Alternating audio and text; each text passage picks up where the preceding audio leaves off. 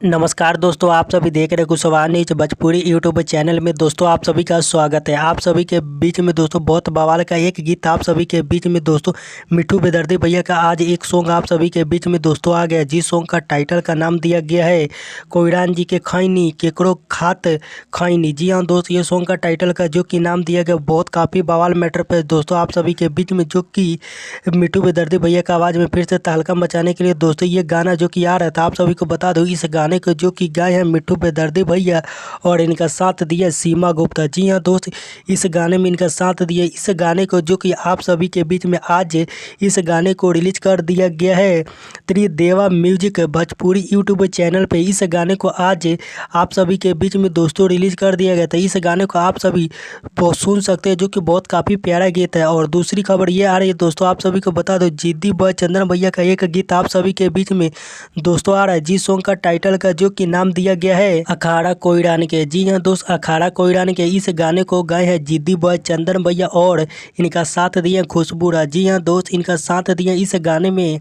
और इस गाने को लिखे हैं MS कुणाल और संगीत दिए दोस्तों NK वर्मा जी, जो कि संगीत देते हैं एक से एक बढ़ के।